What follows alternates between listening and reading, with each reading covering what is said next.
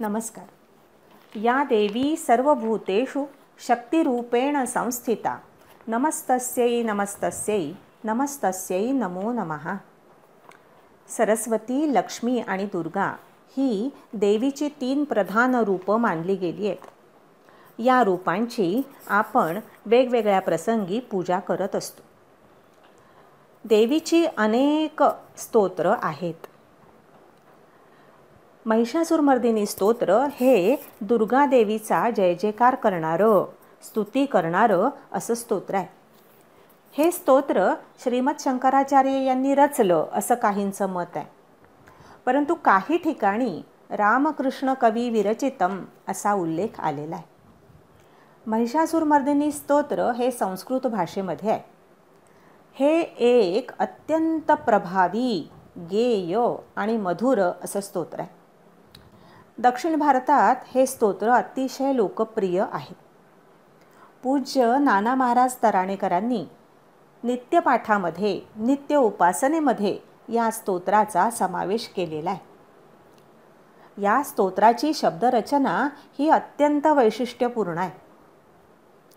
अनुप्रास अलंकारांनी या स्तोत्राला शोभा आली आहे. एकच शब्द वेगवेगळ्या अर्थांनी एकाच ओळीमध्ये गुंफलेला आहे आणि हे भाषावैभव खरोखर थक्क करणार आहे. शब्द सौंदर्याच्या बरोबर या स्तोत्राची अर्थगर्भता आणि त्यातला भक्तिभाव मनाला मोहून टाकणार आहे. इतिहासातले, पुराणातले, सप्तशतीमधले, देवी भागवतातले असे अनेक संदर्भ, अनेक कथांचे संदर्भ या स्तोत्रामध्ये आहेत. देवीच्या शक्ती स्वरूपाचंच वर्णन हा या स्तोत्राचा मुख्य विषय आहे. तिच्या विलोभनीय, आश्वासक आणि सात्विक रूपाचं सुद्धा वर्णन या शक्ती स्वरूपाच्या वर्णनाबरोबर आलेलं आहे. हे देवी, मी तुला शरण आलोय, माझ्यावर कृपा कर, मी तुझा जय जयकार करतोय असं भक्त कवी म्हणतोय. या स्तोत्राची भाषा, त्याची शब्दरचना, त्याचा अर्थ, स्तोत्राची लय, त्याचा ठेका आणि त्याच्यातलं तेज, ओजस्विता यामुळे स्तोत्राची मोहिनी ही सर्वांवर पडते. देवीचं प्रखर रूप, ती रणचंडिका कशी आहे, युद्धामध्ये दानवांना कसं तिने नष्ट केलं आहे, तो सगळा भाव या श्लोकामध्ये, या स्तोत्रामध्ये आलेला आहे. अत्यंत लोकप्रिय आणि प्रभावी असं हे स्तोत्र आहे. अनेक प्रसिद्ध अशा गायकांनी हे स्तोत्र गायलेलं आहे. काही ठिकाणी या स्तोत्रामध्ये 20 कडवे आहेत, तर काही ठिकाणी 21 कडवे दिलेले आहेत. हे सगळं स्तोत्र देवीचं उग्र, प्रखर, राक्षसांचा निर्दालन करणारं, अधर्माचा नाश करणारं असं रूप आपल्या डोळ्यासमोर साक्षात उभं करतं असं हे प्रभावी स्तोत्र आहे. अंबा माता की जय. नमस्कार. श्री महिषासुरमर्दिनी स्तोत्र श्लोक 1. श्लोक वाचूया. आई गिरिनंदिनी नंदितमेदिनी विश्वविनोदिनी नंदनुते गिरिवर विंध्य शिरोधिनिवासिनी विष्णुविलासिनी जिष्णुनुते भगवती हे शितिकंठ कुटुंबिनी भूरी कुटुंबिनी भूरी कृते जय जय हे महिषासुरमर्दिनी रम्यकपर्दिनी शैलसुते. असा हा श्लोक आहे. आता एक एक चरण म्हणूया. आई गिरी नंदिनी नंदित मेदिनी म्हणा. आई गिरी नंदिनी नंदित मेदिनी विश्वविनोदिनी नंदनुते म्हणा. विश्वविनोदिनी नंदनुते. आता पूर्ण ओळ. आई गिरी नंदिनी नंदित मेदिनी विश्वविनोदिनी नंदनुते म्हणा. आई गिरी नंदिनी नंदित मेदिनी विश्वविनोदिनी नंदनुते. आता दुसरी ओळ. गिरीवर विंध्य शिरोधी निवासिनी म्हणा. गिरीवर विंध्य शिरोधी निवासिनी विष्णू विलासिनी जिष्णुनुते म्हणा. विष्णू विलासिनी जिष्णुनुते. आता पूर्ण ओळ. गिरीवर विंध्य शिरोधी निवासिनी विष्णू विलासिनी जिष्णुनुते म्हणा. गिरीवर विंध्य शिरोधी निवासिनी विष्णू विलासिनी जिष्णुनुते. आता तिसरी ओळ. भगवती हे शितिकंठ कुटुंबिनी म्हणा. भगवती हे शितिकंठ कुटुंबिनी भूरी कुटुंबिनी भूरी कृते म्हणा. भूरी कुटुंबिनी भूरी कृते. आता पूर्ण ओळ. भगवती हे शितिकंठ कुटुंबिनी भूरी कुटुंबिनी भूरी कृते म्हणा. भगवती हे शितिकंठ कुटुंबिनी भूरी कुटुंबिनी भूरी कृते. आता चौथी ओळ. जय जय हे महिषासुरमर्दिनी रम्यकपर्दिनी शैलसुते म्हणा. जय जय हे महिषासुरमर्दिनी रम्यकपर्दिनी शैलसुते.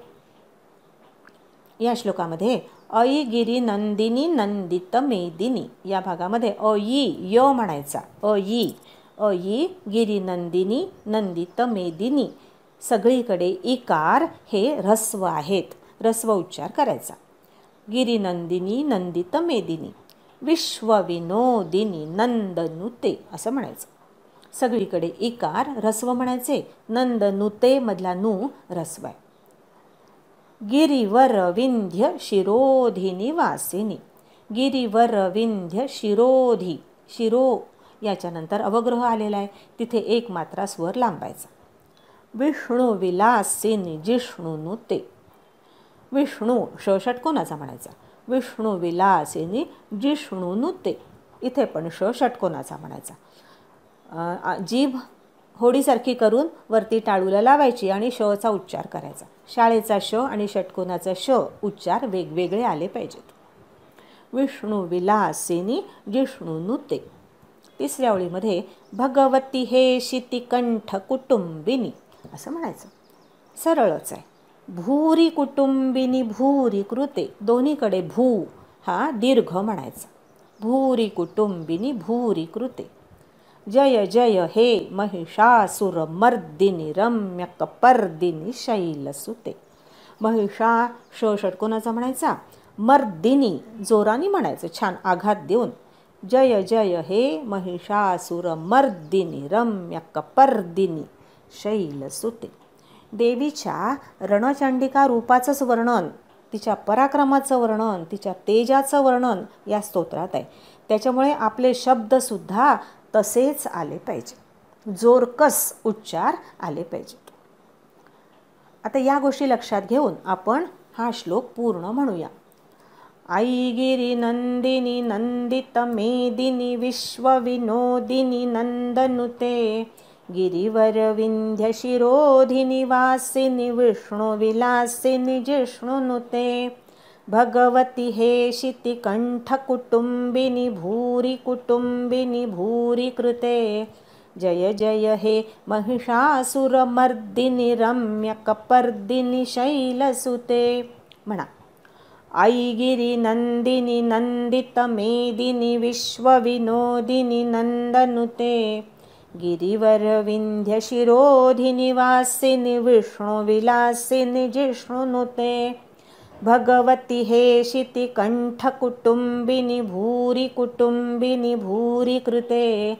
जय जय हे महिषासुरमर्दिनी रम्यकपर्दिनी शैलसुते. अंबा माता की जय. नमस्कार. श्री महिषासुरमर्दिनी स्तोत्र श्लोक पहिला. आई गिरी नंदिनी नंदित मेदिनी विश्वविनोदिनी नंदनुते गिरीवर विंध्य शिरोधी निवासिनी विष्णु विलासिनी जिष्णुनुते. भगवती हे शितिकंठ कुटुंबिनी भूरी कुटुंबिनी भूरी कृते.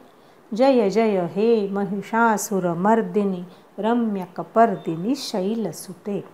असा हा श्लोक आहे. या श्लोकामध्ये शैलसुता, हिमालय कन्या, पर्वतकन्या देवीचा जय जयकार केलेला आहे.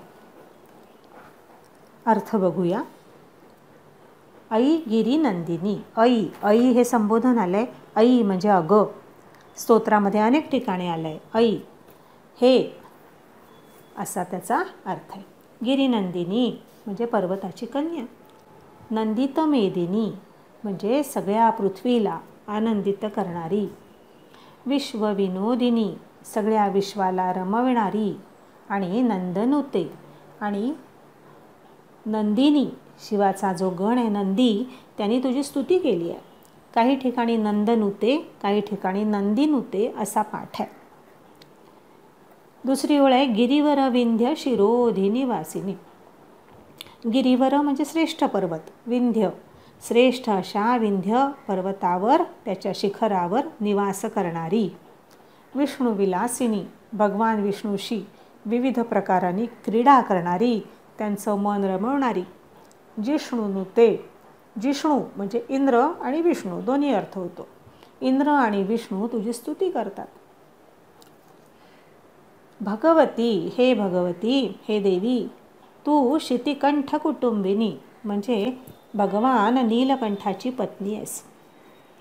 भूरी कुटुंबिनी, सारे विश्व हे तुझं मोठं असं कुटुंब आहे, विशाल कुटुंब आहे. आणि भूरी कृते, तू सगळ्यांना ऐश्वर्य संपन्न करणारी आहेस, भरपूर देणारी आहेस. जय जय हे महिषासुरमर्दिनी. महिषासुरमर्दिनी अशी तू आहेस. महिषासुर राक्षसाचं मर्दन करणारी आहे. आपण दुर्गे दुर्गट भारीमध्ये म्हणतोच महिषासुरमर्दिनी. महिषासुर राक्षसाचं मर्दन करणारी तू आहेस, निपात करणारी आहेस. रम्य कपर्दिनी, तुझा केश संभार, तुझे केस अत्यंत रमणीय, विपुल, आकर्षक आणि विलोभनीय असे आहेत. रम्य कपर्दिनी शैलसुते, तू शैल म्हणजे पर्वताची कन्या आहेस, हिमालयाची तू कन्या आहेस. तुझा त्रिवार जय जयकार असो, असा याचा शब्दांचा अर्थ आहे. सरळ अर्थ एकदा बघूया. हे पर्वतकन्ये, हे हिमालय करणे पार्वती, तू संपूर्ण पृथ्वीला आनंदित करणारी व साऱ्या विश्वाला रमवणारी आहेस. प्रमुख शिवगण नंदी तुझी स्तुती करतो. तू श्रेष्ठ अशा विंध्य पर्वताच्या शिखरावर निवास करणारी आहेस. तसेच लक्ष्मीच्या रूपाने भगवान विष्णूशी विविध क्रीडा करणारी व त्यांचं मन रमवणारी आहेस. इंद्र आणि विष्णू तुझं स्तवन करतात. हे भगवती, तू भगवान शंकराची भार्या आहेस आणि त्यामुळे सारं विश्व तू आपलंच कुटुंब समजतेस आणि सगळ्यांना तू ऐश्वर्य संपन्न करतेस. हे गिरिजे, हे गिरिकन्यके देवी, तुझा केशसंभार अतिशय रमणीय, आकर्षक आणि विलोभनीय आहे. महिषासुर राक्षसाचा पराभव करणाऱ्या हे भगवती, तुझा त्रिवार जय जयकार असो. अंबा माता की जय.